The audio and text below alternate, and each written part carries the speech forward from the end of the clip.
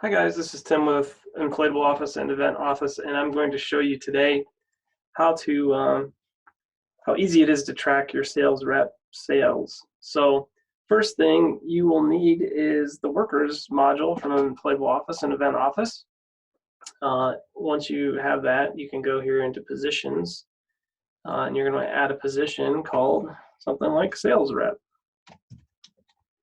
You're going to say, yes, this is a sales rep position.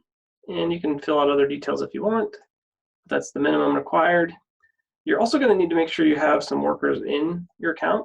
So we already have some workers set up here in our demo account. So I'm going to go ahead and choose a couple workers and make them sales reps, just so that this is exciting. So you can see I just choose the sales rep option for that worker. And I'm going to do it for 3 of them just so that we see a little more data here. So let me do that for those real quick.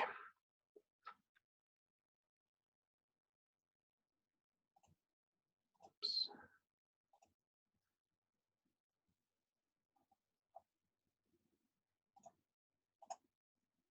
Okay, now that we have all of them set up as sales reps, for the sake of this demo, what I'm going to do is go through here and pick a couple events and actually list them as sales reps. Normally, you would do that during the process of quoting and so forth, where you would choose them as a sales rep.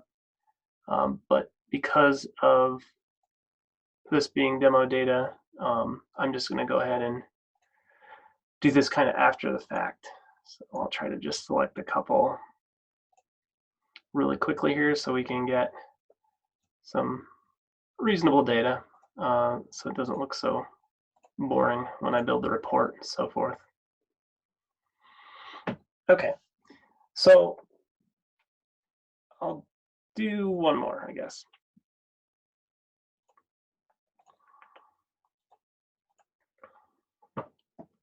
All right, so I'm going to show you 2 different things that you can do with the sales rep stuff. First one, let's say I wanted to add like a pie chart here that shows us, maybe on my sales area, I want to add a pie chart that shows, you can see some duplicate stuff on the demo account, but I'm going to add a pie chart that shows our sales rep stats, our sales rep, we'll call it sales rep totals. And I want to base it on the time value is how we're filtering. So if I'm looking at the last year, it's going to use this time value for that. So I'm going to look at book date. In this case, I want to know when they booked it, not when the event is occurring, but you could do both, or you could, there's a lot of options in there. So however you want to look at the data. And my default view is going to be year to date. So I want to see how they're doing for the current year. The data value here is going to be subtotal, because I don't care about tax so much. So I'm going to choose that. And then I want to group it by the sales rep. I'll do sales rep name. So now I am going to want to put a filter on this, but we'll start with this just to show you how this works. So as you're going through here, you can see like, oh yeah, a filter might be important. So I'm going to probably have to do that later, but we'll go ahead and create it. And so now you can see, yeah, it's not the greatest data. I set up Jim Jones, but evidently there's a lot of sales that don't have any sales reps on them. So so that's not the greatest data in this account, but maybe I can improve that a little bit here by making some adjustments to remember some of the ones that I put in here. So they have to have a book date. Maybe it's easier for me just to change it so that we're using event date instead of book date. Let me try that. So if I ever want to change it, you just click this little gear icon here, and we'll try this. This will be the quickest way if I can get this to work. But you can see if you just start typing in, something that you're interested in, it'll show, filter those columns down so you get the ones that you want there. Now that's even worse. Let's go back to the book date, and we'll leave it at that for now. And again, like I said, this is demo data, so it gets all messed up daily by people who are playing with it, and it doesn't get maintained very well. So I apologize for that. But anyway, the problem with this right here is we're seeing data that includes quotes. Okay, so that's where a filter will come in handy. So we don't want to include quotes in that. So what we're going to do is we're going to go to the filters page. So let's go to filters.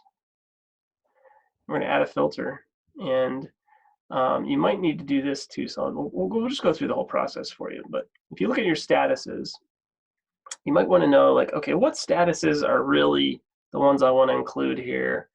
You know, okay, these are the statuses that I'm using right now. Probably anything that's at least contracted, confirmed, or complete. I probably want to include those because that means they're more likely to occur. So let's do that. And I'm going to call it booked leads. So this filter is going to find all the booked leads. So if I start typing in status, you're going to see that we find lead status contains, that was contracted. And you don't have to type in the whole thing because it says contains. So I could just type in contract if I wanted. And then I want to say or, because I want to include all of them. So this one would be confirmed. Or I could have just typed in confirm since I'm saying contains. If I wanted it to match, then I would have to say equals down here. But I don't want to do that because this is a little bit better. All right, so I think I got them all.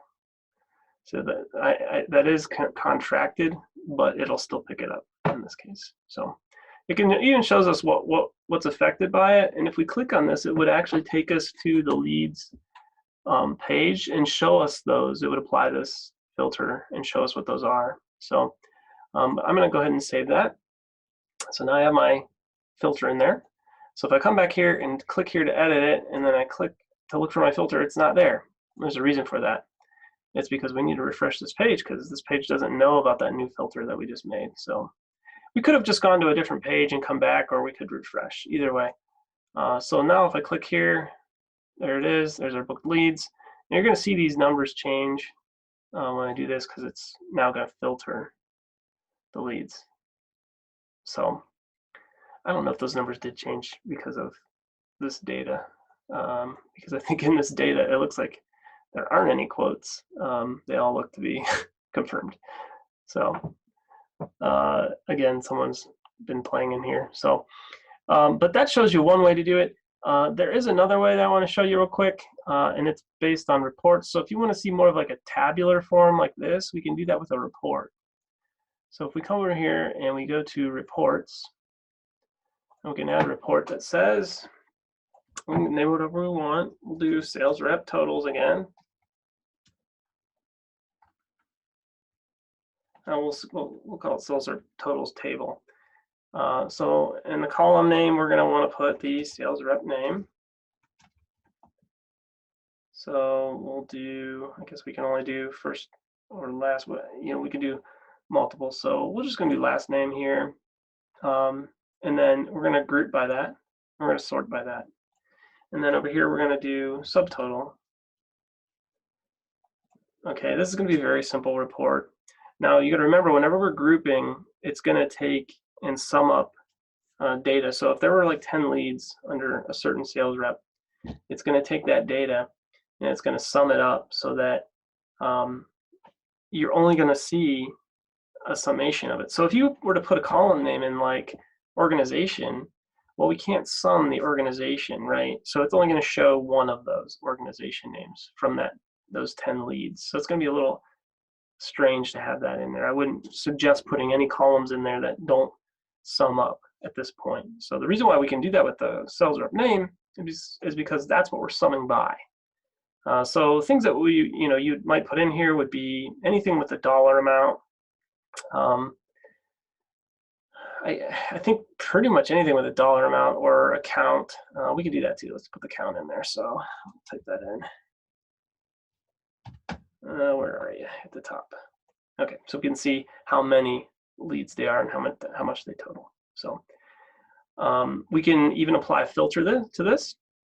And I think we can do this on either side, like on the dashboard or here. I'm going to go ahead and put it here, and maybe we'll do it on the dashboard too. But that's going to give us our report that we want to see. Now, cool thing about reports is, we can just go to the leads in general, and we can pick a report. If I can find it in here, right there it is. And it's actually going to show us that same lead data that we were filtered on. Well, actually, let me get rid of that. It actually will pick the filter because we had saved the filter to it. And it's going to show us that. Now you could then go in here and say, well, I just want to look at, the last 30 days. And it's going to change. So we don't have any sales reps listed for that. But that shows you all time. So, okay. So the next thing that what we want to do is kind of show you how to put this on the dashboard. So we're going to go over to the dashboard and we want to add a data table in this case. And so we're going to call it sales rep total table. And now we're going to choose a report, which will be the same report that we just made if I can find it. Yep, same problem here as I had last time. I have to refresh this page, so because we just made it. Let's try that again.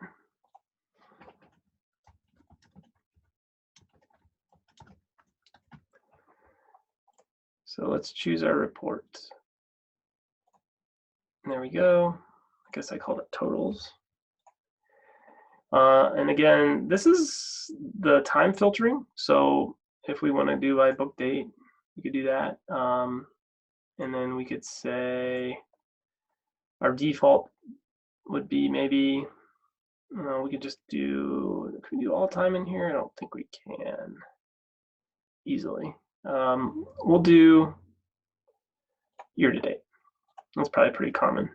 And then we'll go ahead and add the filter, even though I don't think we would need to in this case because we have it applied to the report already, but just in case, we'll do that.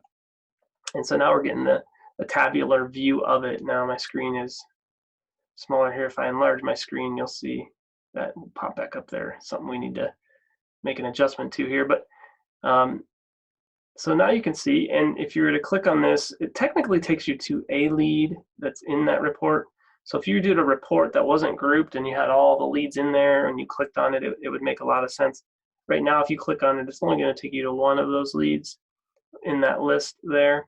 So that's a little not accurate, but you see what it's doing there. So that's how you build some little widgets for your dashboard. And you can do that with all different types of data and all different types of charts and so forth. And we're still adding more of those daily. The reason why I did this little video for you was because I was asked about it recently.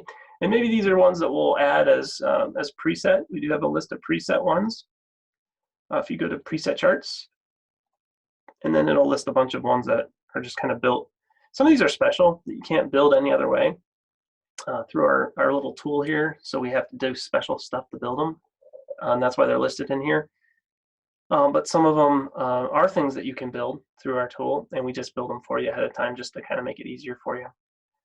So anyway, I hope you enjoyed that, and you can see kind of how powerful this system is as far as analyzing your data, building for yourself little widgets and reports and things to keep track of.